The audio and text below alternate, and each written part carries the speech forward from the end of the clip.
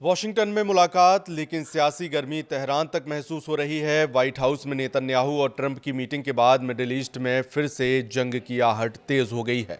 Trump ने Iran को धमकी दी है कि वो जल्द एटमी डील फाइनल करें, क्योंकि उनका सब्र अब जवाब देने लगा है। इधर खाड़ी देशों के अड्डों पर ट्रंप ने बड़ा उलटफेर कर दिया है।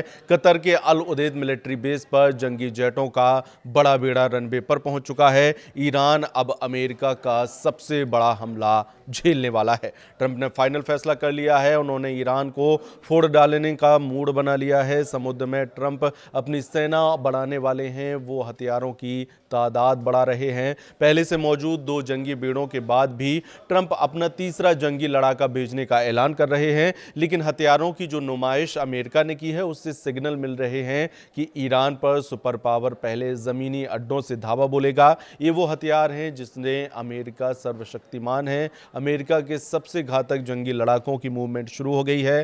कतर के अल उदीद एयरबेस पर ट्रकों में मिसाइल लोड हो रही हैं। अमेरिका कितनी ताकत से दुश्मन का सफाया करने वाला है, उसका अंदाजा लगा लीजिए। अल उदीद बेस पर मिसाइल लॉन्चर ट्रकों पर पेट्रियट मिसाइलों को लोड किया गया है। सिर्फ कतर बेस पर ही नहीं, सुपर पावर ने खाड़ी देशों के सभी मिलिट्री बेस पर वॉर अलर्ट भेज दिया है। अमेरिका ने ईरान पर जिन अड्डों से हमले का इशारा किया है, उनकी लोकेशन जिन देशों में है वो जान लीजिए। ट्रंप ने इराक, जॉर्डन, कुवैत, सऊदी अरब, कतर, बहरीन, यूनाइटेड अरब अमीरात, ओमान, तुर्की और हिंद महासागर में डिएगो गार्सिया बेस को वॉर मोड में रहने का ऑर्डर दिया है। ट्रंप सीरियस हैं। ट्रंप धमकी दे रहे हैं। ट्रंप ईरान को बचने का आखिरी मौका दे रहे हैं। उन्होंने कहा है कि डील नहीं करने पर खामनेई को ऐसी सजा दी जाएगी जिसकी कल्पना नहीं की होगी। ट्रंप इशारों में ईरान पर एटमी हमलों का खतरा भी जता रहे हैं। नेतन्याहू के व्हाइट हाउस पहुंचना, ट्रंप का भड़कना, एटमी डील के बदले भयानक युद्ध के हालात बन जाना।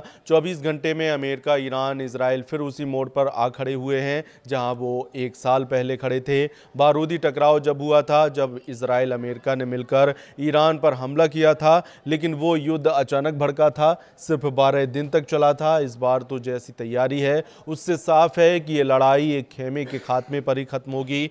ईरान के राष्ट्रपति ने ऐलान किया है कि वो न्यूक्लियर वेरिफिकेशन के लिए रेडी हैं, लेकिन किसी के प्रेशर में नहीं आने वाले। इस्लामिक क्रांति की 47वीं सालगिरह पर ईरान ने दुश्मनों के हिसाब बराबर करने की धमकी भी दे डाली। ईरान दावा कर रहा है कि उसे एटम बम की ज़रूरत नहीं है।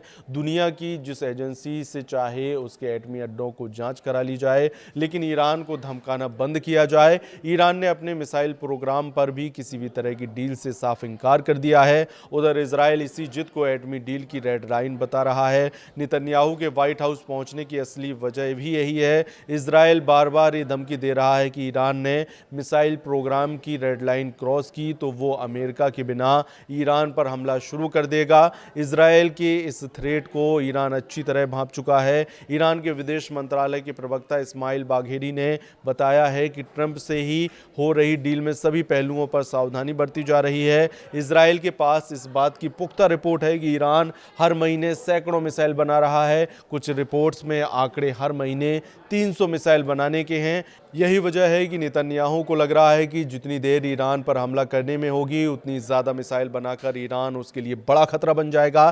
क्योंकि इस बार ईरान ने मिसाइल दागनी शुरू की तो फिर बचने का कोई रास्ता नहीं बचेगा। वहीं समंदर में मौजूद ट्रंप के जंगी बेड़ों का भी काल ईरान के पास है।